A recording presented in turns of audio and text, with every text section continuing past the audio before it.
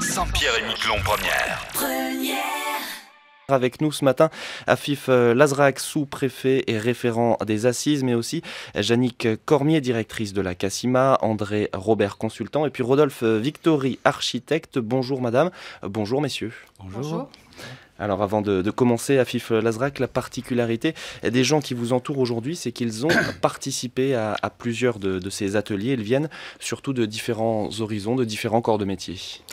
Alors tout à fait. Alors, permettez-moi d'abord de commencer par vous féliciter pour le courage que vous avez d'aborder un thème parfois un peu abscon et peut-être aussi difficile d'approche pour nos concitoyens. Ça va être l'occasion justement de le rendre un peu plus concret ce matin. Que sont les assises, donc bravo, merci. Et puis je voulais remercier tous les citoyens et les collègues aussi, mais tous les citoyens et nos concitoyens qui ont participé, ceux de la société civile comme d'autres sur ces assises.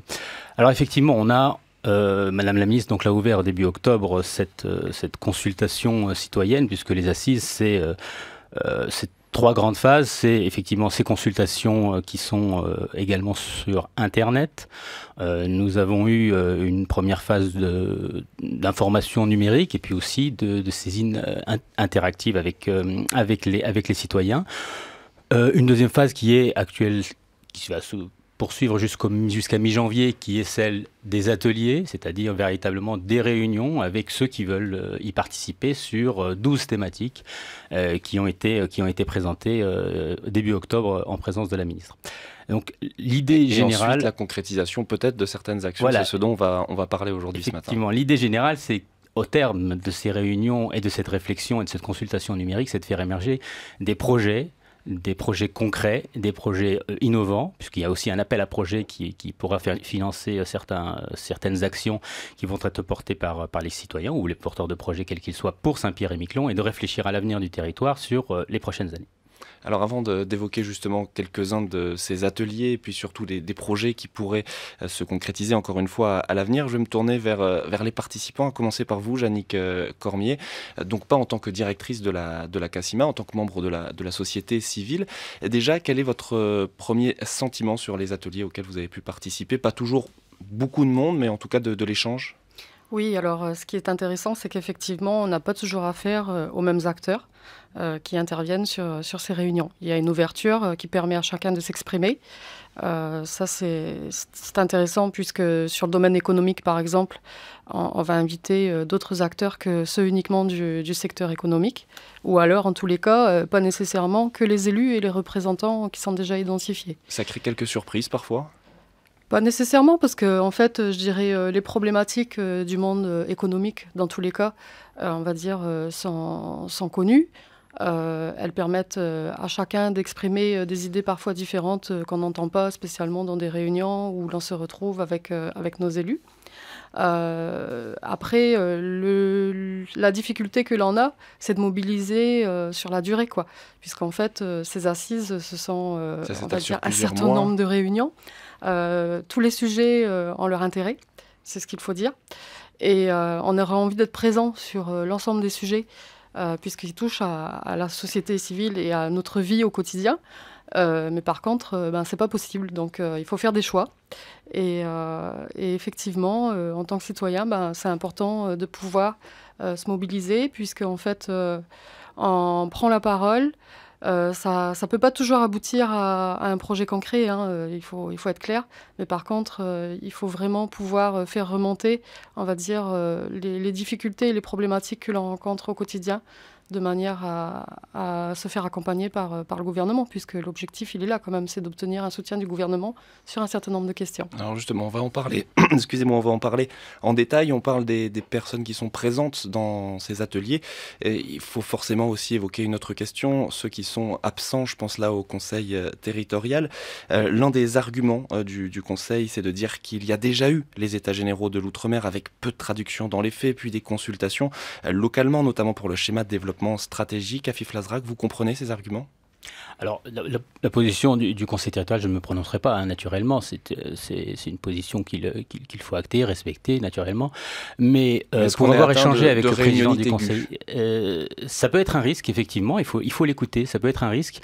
Mais l'objectif, justement, c'est d'essayer d'être le plus pédagogue possible sur des sujets qui peuvent paraître difficiles. et de faire en sorte que les citoyens, l'honnête homme, comme dirait Montaigne, puisse s'exprimer avec toute la connaissance à sa disposition.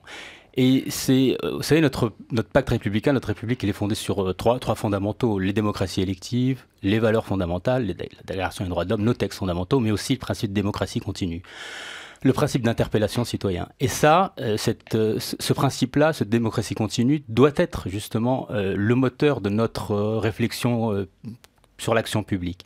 Alors il y a eu effectivement des états généraux, il y a eu effectivement des réunions sur le schéma de développement stratégique, mais c'était des réunions qui ont maintenant 7 ans, 8 ans, et il faut renouveler cet exercice-là. Et c'était l'objectif de ces assises, c'est ce que Madame la Ministre nous a dit lors de sa visite fin octobre, c'est vraiment de pouvoir faire en sorte que les projets puissent être le plus accessible possible. Et effectivement, qu'ils soient concrets. Et surtout, je rejoins ce que disait Madame Cormier, c'est surtout faire remonter les problématiques et les spécificités du territoire. Peut-être qu'on va en parler. Alors justement, l'archipel est en mouvement, en tout cas aussi, c'est ce qui ressort de ce que vous venez de dire, André Robert. Selon vous, l'archipel est en mouvement, mais le fonctionnement de l'archipel ne l'est peut-être pas assez ou pas toujours.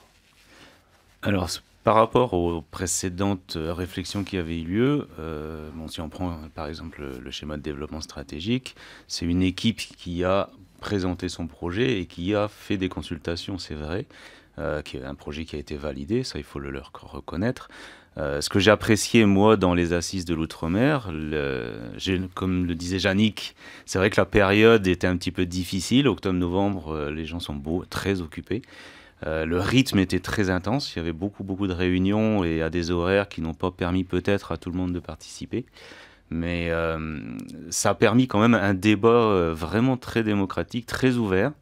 C'était une des craintes que j'avais au départ du processus quand j'ai vu les ateliers.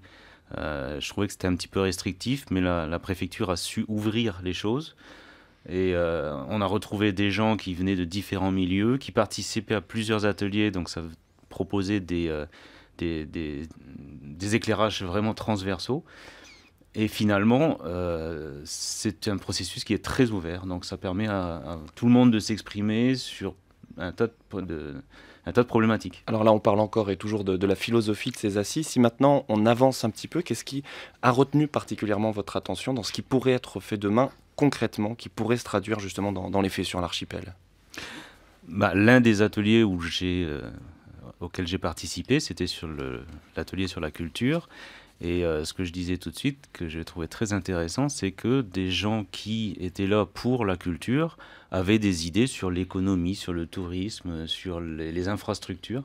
Et le fait de mélanger des gens comme ça autour d'une table, on crée toujours quelque chose. Alors une idée justement en particulier sur la culture, par exemple, le lien avec le tourisme et le développement de l'archipel dans ce domaine-là a été clairement défini par les participants. Un projet, une proposition peut-être ? Il y a eu une proposition justement pour continuer la démarche qui, pour moi, me paraît intéressante, c'est d'avoir un lieu où justement les associations, comme le disait Afif Lazrak, il faut que cette réflexion soit de manière continue. Donc rassembler un endroit toutes les associations. Où les associations plutôt culturelles sur la musique, le théâtre, la danse, etc., pourraient se retrouver pour créer des choses et qui pourraient être utilisées ensuite, par exemple, sur le tourisme, c'est quelque chose d'extrêmement positif. Là, vous citez l'exemple, par exemple, à Miquelon, de Miquelon Culture Patrimoine, essayer de trouver une structure qui ferait peut-être le même travail sur Saint-Pierre. C'est ça, qui permet aux associations, à ceux qui s'investissent dans ces domaines-là, de se retrouver plus régulièrement. Oui.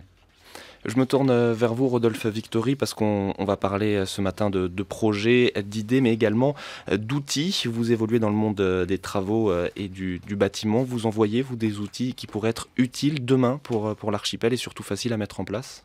Oui, on en voit. Puis surtout, en fait, on est confronté tous les jours professionnellement à des difficultés liées aux spécificités du territoire. Et on a l'occasion finalement de discuter, de proposer et d'être écouté, on espère en tout cas. Et si on est écouté, on va effectivement proposer des outils qui devraient nous simplifier la vie sur les chantiers. Et pas que les architectes, les entreprises du bâtiment, les maîtres d'ouvrage, qui potentiellement vont réduire les coûts, vont réduire les délais. Et c'est vrai que c'est intéressant. Alors on parle de quoi par exemple justement de normes surtout entre le Canada, la France l'Europe? On a ce problème. Hein. Moi, ça fait 25 ans que je suis à Saint-Pierre. En 25 ans, le métier a évolué. On est passé de normes qui étaient relativement légères françaises à des normes européennes qui sont devenues beaucoup plus lourdes, qui s'appliquent à tout. Des choses qu'on pouvait faire autrefois avec du bon sens, on ne peut plus les faire. On est soumis à une réglementation qui est pleine de bon sens pour la métropole, mais qui est parfois inadaptée pour l'archipel, parce qu'on a des spécificités, notamment régionales. On est soumis à des règles européennes qui nous obligent, quelque part indirectement, par l'application de ces règles-là, à s'approvisionner en Europe, parce que les produits doivent répondre aux normes européennes, alors qu'on est dans un environnement qui est un environnement nord-américain, et qu'à 15 km de chez nous, on a quelque part les mêmes matériaux, sauf qu'ils ne sont pas estampillés de la même manière. Ils coûtent moins cher aussi. Alors, ils coûtent moins cher parce que les frais d'approche sont moindres, et ils coûteront encore moins cher demain avec les ferries, puisqu'on aura la possibilité, en tout cas on espère, de les avoir plus rapidement et plus facilement. Mais aujourd'hui, on n'a pas le droit de les utiliser, alors que un isolant canadien ou un isolant français, pour vous comme pour moi, il n'y a pas une grosse différence, et vraisemblablement on peut trouver sensiblement la même chose. Donc ce serait quoi la solution, si on parle d'un ou deux exemples, pour être dans le concret encore une fois vraiment? En fait, on a deux grands thèmes qui se dégagent en fait, quand on travaille dans le bâtiment, que ce soit les maîtres d'ouvrage, les architectes ou les entreprises. On a des obligations qui relèvent de la sécurité des personnes, donc essentiellement la sécurité incendie. Et donc là, on a des obligations qui sont vraiment incontournables. On ne peut pas utiliser, on veut protéger les gens contre le feu, on doit mettre une porte coupe-feu par exemple. Cette porte coupe-feu, elle a été soumise à des tests. Ces tests, ils sont définis par des règles européennes. Ça n'existe pas une porte coupe-feu au Canada qui est validée par des tests européens. Donc n'empêche qu'au Canada, cette porte coupe-feu, elle va subir des tests, ce sont des tests nord-américains. Donc ce qu'on aimerait, c'est qu'un expert un jour, déjà identifier les points. Bon, l'exemple de la porte coupe-feu, on a l'exemple des comportements au feu des différents matériaux, notamment les moins chers, les isolants, qui sont pas chers à l'achat, mais qui vont coûter très cher en transport. Donc identifier les points sur lesquels il y a le plus d'enjeux, et puis faire travailler des experts qui vont nous dire, le but c'est pas de dire les normes sont équivalentes, on sait qu'elles sont différentes, mais on leur dit, si on prend la norme canadienne, qu'on prend la norme européenne concernant les essais sur les portes coupe-feu, donnez-nous la moins mauvaise correspondance entre ces deux normes, qu'on sache si une porte coupe-feu 1 heure européenne, c'est l'équivalent d'une porte coupe-feu 1 heure canadienne, ou une porte coupe-feu 1/2 heure, ou une porte coupe-feu 3 heures, ça m'est égal, qu'on nous donne une correspondance, et qu'après il y ait une décision qui soit prise au niveau adéquat, pour qu'en toute sécurité, les acteurs de la construction aient le droit, qu'on ait une table d'équivalence à Saint-Pierre, que pour l'usage de Saint-Pierre, on puisse dire, quand on a une exigence de porte coupe-feu 1 heure au sens européen de la norme, on a le droit d'utiliser tel équivalent canadien. Donc mettre en place une grille, ça paraît possible, réalisable à Fifladrac dans les faits, demain? Ça, c'est le souhait qui est exprimé par les assises, et on va le mettre en place. C'est-à-dire que l'idée, c'est de savoir comment on peut mettre ce tableau d'équivalence, comment il peut être validé par les autorités ou les administrations centrales, et comment est-ce qu'on peut sécuriser le travail au quotidien des Saint-Pierrais et des Miquelonais. Ça, c'est l'objectif. Et effectivement, moi, je pense qu'on peut y arriver. On peut se donner une échelle de 2 ans, le temps que les processus se fassent. Mais, par exemple, sur la question des portes coupe-feu, c'est très technique, donc il faut avoir des consultations. Il y a d'autres exemples concrets, comme, par exemple, la réglementation du contrôle technique des véhicules sur Saint-Pierre et Miquelon. C'est un vrai sujet qui a été débattu. Comment on fait pour faire en sorte que le contrôle technique imposé en métropole soit adapté à celui qui existe à Saint-Pierre-et-Miquelon. La même chose pour nord-américains souvent. Voilà, c'est ça. Le transport routier des personnes également. Hein, c'est pour en revenir sur cette thématique. Il y a un grand nombre de sujets que les gens, en tout cas, ont exprimés, qu'on a mis en perspective. On peut aussi parler... Alors, sur l'atelier biodiversité, par exemple, pour être très concret, on avait une vraie question d'une association qui était de dire suivre l'évolution de la sapinière boréale. Bon, c'est vrai que c'est déjà un peu fait, mais comment est-ce qu'on fait participer les citoyens à ça, et comment est-ce qu'on améliore ce suivi scientifique? Est-ce qu'il y a de la coopération? Est-ce qu'il faut créer un centre de recherche? Et hop, on rebondit sur une autre idée d'un atelier qui dit bon, bah, peut-être monter un centre de recherche, alors que cette idée est déjà émergée dans l'esprit de bon nombre de nos élus et de nos représentants. Mais c'est aussi le fait que les citoyens s'approprient cette idée-là, et qu'en fait, on puisse dire concrètement comment on fait. Et c'est ça la vraie difficulté des assises. C'est vrai que ça peut paraître décourageant, mais je trouve que c'est ça le vrai challenge, il est là, quoi. Alors justement, concrètement, comment on fait? Quand on regarde un petit peu justement les différents documents disponibles dans vos fiches, on voit plusieurs catégories: les opérations concrètes immédiates, les opérations à moyen terme, et puis les modifications réglementaires, on vient d'en parler. Jannick Cormier, dans votre domaine, celui de l'économie au sens large, est-ce qu'il y a une action concrète immédiate qui pourrait être envisagée, ou quelque chose qui pourrait changer vraiment Écoutez, le sujet sur lequel on a fait travailler les acteurs économiques dans l'immédiat, c'est le sujet du RSI, et donc de la retraite complémentaire obligatoire des non-salariés. Vous savez que le RSI, enfin la caisse RSI va disparaître à échéance au 1er janvier 2020. Donc il s'agit de préparer cette échéance ici localement, puisque en fait le souhait des entreprises qui sont concernées, c'est de rapatrier la gestion de cette cotisation localement. Donc la fiche est faite, la demande est faite, elle va être relayée sans doute par les parlementaires. Donc ça, c'est un cas concret. Après, sur les autres questions économiques, on va parler quand les acteurs seront disponibles, puisqu'en fait là, on est dans une période où c'est difficile de mobiliser, des exonérations de charges patronales de sécurité sociale, puisqu'en fait, il faut se préparer à demain en ce qui concerne cette question-là. On va regarder quelles sont les pratiques sur les autres outre-mer. Là, l'ODEADOM est plus intéressante que ce dont on bénéficie aujourd'hui. Donc, il va falloir véritablement s'y pencher. Et puis ensuite, ça peut être aussi des projets à caractère, à portée territoriale. Donc, par exemple, la question de l'accord de libre-échange entre le Canada et l'Europe, puisqu'en fait, il est entré en vigueur. Saint-Pierre-et-Miquelon n'est pas concerné par cet accord. On n'y est pas assez préparé? On n'est pas préparé du tout. Malgré qu'on tire la sonnette d'alarme depuis plusieurs années, je veux dire, l'ACACIMA est investi depuis un moment sur cette question-là, avec d'ailleurs des bulletins d'information sur le Canada Atlantique et Saint-Pierre-et-Miquelon et la France. Par contre, effectivement, les entreprises canadiennes, elles, sont vraiment préparées. Ça fait plusieurs années qu'elles attendent la mise en œuvre de cet accord, et Saint-Pierre-et-Miquelon a une carte à jouer. Par exemple, si je prends un exemple concret, dans cet accord, il y a un moratoire sur un certain nombre d'espèces de produits de la mer, pour lesquels les droits de douane ne vont pas tomber immédiatement pour le Canada, pour l'entrée en Europe.